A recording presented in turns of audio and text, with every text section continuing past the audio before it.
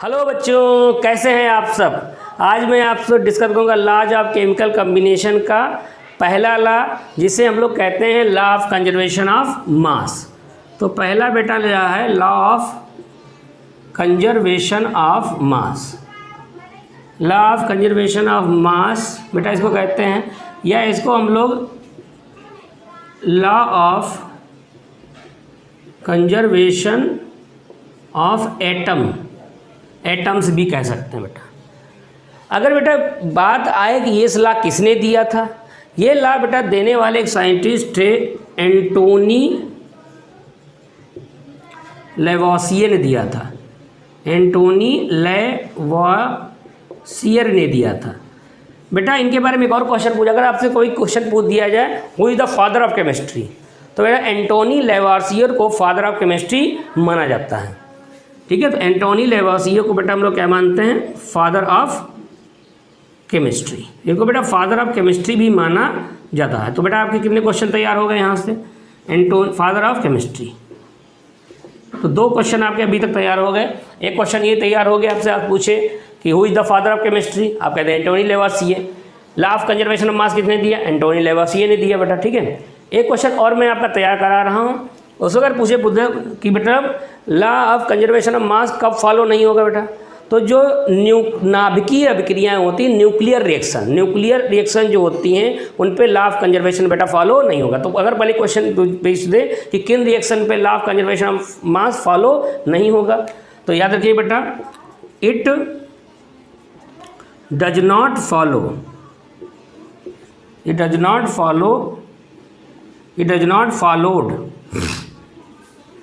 followed by nuclear reaction।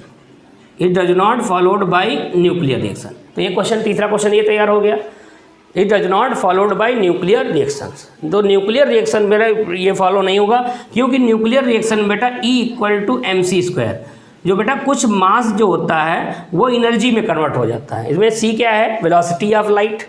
C आपका क्या होता है बेटा 3 × 10⁸ मीटर पर सेकेंड, 10⁸ मीटर पर सेकेंड। ठीक बेटा, और m क्या है, मास आपका किलोग्राम में। तो ये बेटा याद रखिए, ये E क्या है, एनर्जी जूल में। तो बेटा मास एनर्जी में कन्वर्ट हो जाता है। तो इसलिए जब कुछ मास एनर्जी में कन्वर्ट हो जाएगा तो law of conservation of mass follow नहीं होगा।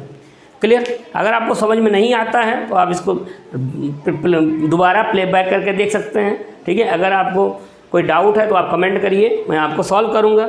तो it does not followed by nuclear reaction. Nuclear reaction कौन सी होती है बेटा, जैसे आपने जानते होंगे न्यूक्लियर फ्यूजन, न्यूक्लियर फिशन।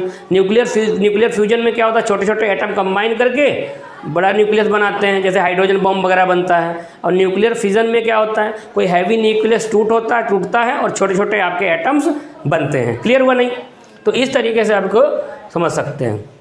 तो इसको फिर बैठ के हम लोग क्वेश्चन की बात करें, छोटा एक क्वेश्चन डिस्कस कर लेते हैं। जिससे इसमें होता है क्या है मेरे लाल, हाँ ये फार्मूला नोट करो। इसमें आपका क्या होता है बेटा, मास ऑफ रिएक्टेंट। ये देखिए अगला question, mass of reactant will be equal to mass of product. तो ये बेटा mass of reactant equal to mass of product. तो बेटा ये स्टेटमेंट एग्जैक्ट कर थोड़ी, आप इसको सही करिए। इसमें होता है total mass of reactant reacted. ठीक है, मास ऑफ रिएक्टेंट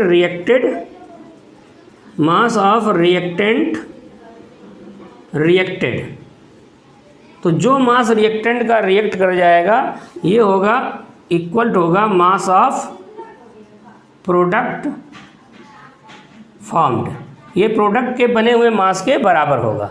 तो मास of reactant reacted mass of product के फॉर्म के बने हुए बराबर होगा। जितना मास रिएक्टेंट का रिएक्ट करेगा वो प्रोडक्ट के मास के, देखो बेटा स्टेटमेंट थी मास ऑफ रिएक्टेंट रिएक्टेड। क्लियर हुआ, ये प्रोडक्ट के मास के बराबर होगा। क्लियर हुआ है। चलिए फिर इसकी बेटा हम लोग एक क्वेश्चन की बात करें। सॉरी बेटा पेन तो गिरता ही है। आगे देखिए अपना क्वेश्चन की बात करें मतलब एक सिंपल इसका क्वेश्चन करके हम लोग देख लेते हैं। क्लियर। जैसे मान लीजिए क्वेश्चन कह दे कि आपका BaCl2 ये रिएक्ट कर रहा है मेरे लाल H2SO4 से।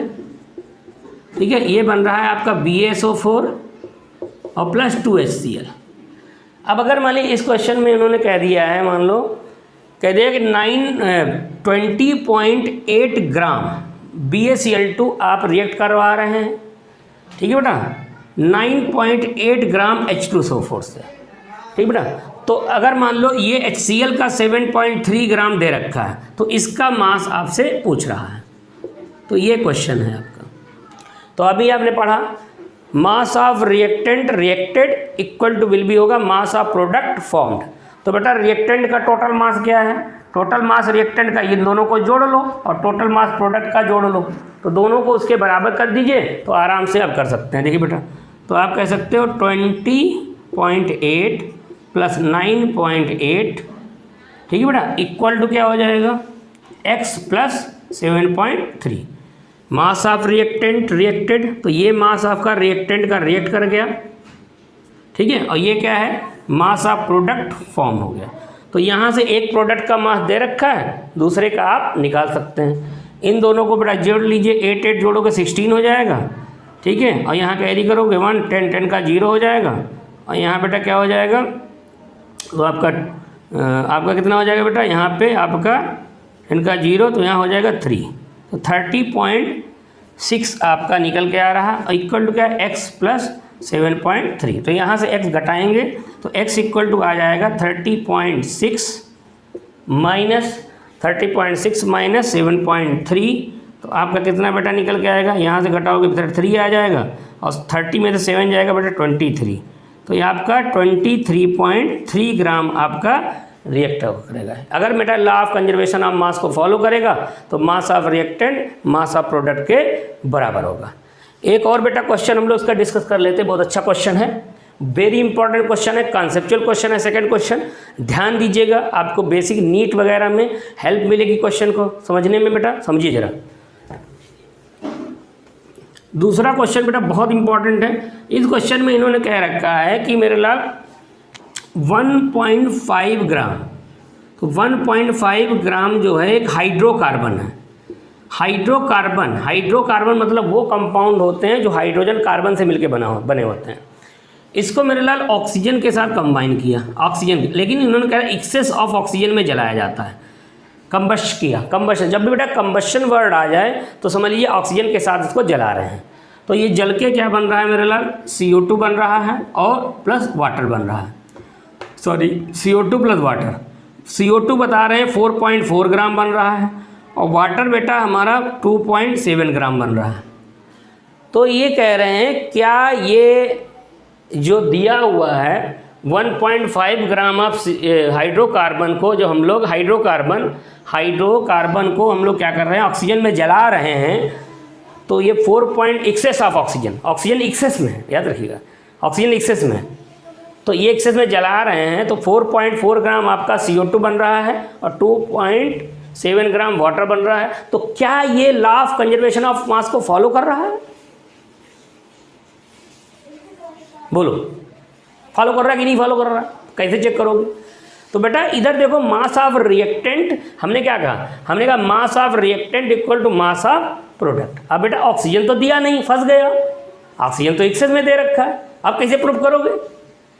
तो लॉ ऑफ कंजर्वेशन ऑफ मास यही कहता है कि WR इक्वल टू WP, लेकिन बेटा ये तो दिया नहीं है, फंसा रहे हैं आपको फंसना नहीं है, आपको क्या करना है बेटा, इसमें एक रिएक्टेंट का तो मास दे रखा है, उस रिएक्टेंट में क्या है हाइड्रोजन और कार्बन है मेरे लाल, और हाइड्रोजन और कार्बन, हाइड्रोकार्बन मतलब हाइड्रोजन और कार्बन से बना हुआ कंपाउंड, और ये रिएक्ट करके CO2 बना रहा है, वाटर बना रहा है। क्लियर हुआ मेरे लाल।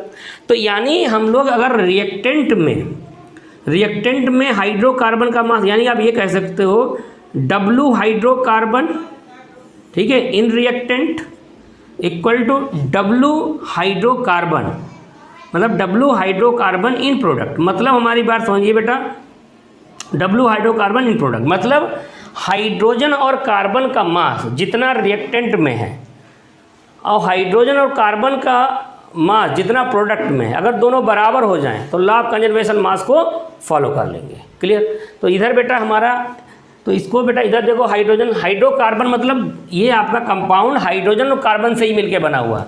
तो बेटा आप क्या करो, इधर कार्बन का मास निकालो, और इसमें बेटा CO2 अगर है मेरे लाल, तो CO2 में कार्बन कितना होता है, CO2 का मोलर मास कितना होगा बेटा, CO2 में कार्बन 12 × 1 प्लस ऑक्सीजन के टर्म में होता है बेटा 16 इंटू 2, तो बेटा टोटल मिला के जोड़ोगे बेटा कितना 12 प्लस 32 बराबर क्या आएगा 44 ग्राम।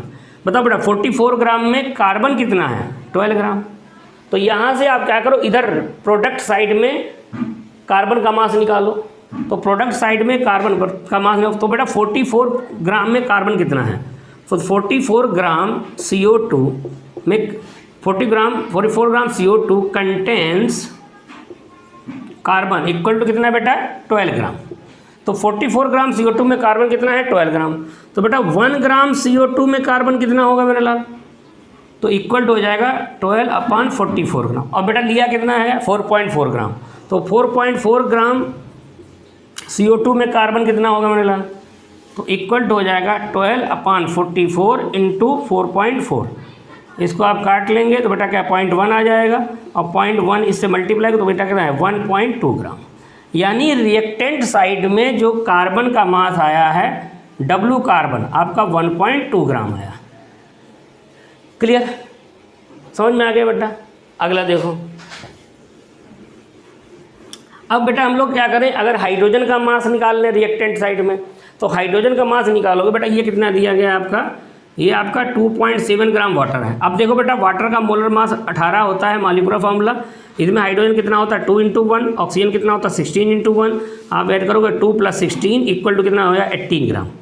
तो बेटा 18 ग्राम में हाइड्रोजन कितना है 2 ग्राम, 18 ग्राम हाइड्रोजन 2 ग्राम। तो आप यहाँ से क्या कर सकते हो 18 ग्राम वाटर कंटेन्स हाइड्रोजन बराबर 2 gram, therefore 1 gram water contains hydrogen बराबर 2/18 ग्राम।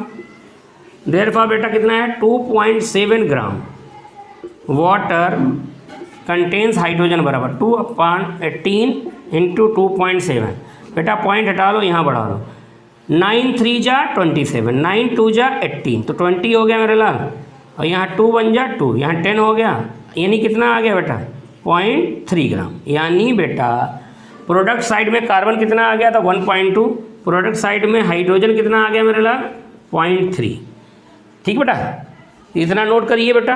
तो यहाँ से बेटा आपने क्या किया, अब हाइड्रोजन और कार्बन के मास को आप ऐड कर लीजिए। यहाँ बेटा हाइड्रोजन और कार्बन के मास को ऐड करोगे तो W hydrogen plus W carbon बराबर कितना है बेटा 0.3 और प्लस 1.2, ये बेटा कितना आ गया 1.7 ग्राम। बेटा देखो ये कितना, सॉरी 1.5 ग्राम, सॉरी बेटा ये 1.5 ग्राम, और यहाँ देखो बेटा ये कितना दिया गया है 1.5 ग्राम। यानी जितना रिएक्टेंट में हाइड्रोकार्बन का मास जितना यहाँ था, हाइड्रोजन और कार्बन का मास यहाँ भी उतना ही है प्रोडक्ट में। इसके मतलब ये लॉ ऑफ कंजर्वेशन ऑफ मास को फॉलो कर रहा है। आज के लिए बेटा इतना ही काफ़ी है। आप हमारे वीडियो को अगर आपको पसंद आता है तो आप लाइक करें, सब्सक्राइब करें, अपने जो भी आपको समझ में ना आता हो उसको आप हमसे पूछें, हम आपको बताएंगे। ठीक है, थैंक्स फॉर वॉचिंग।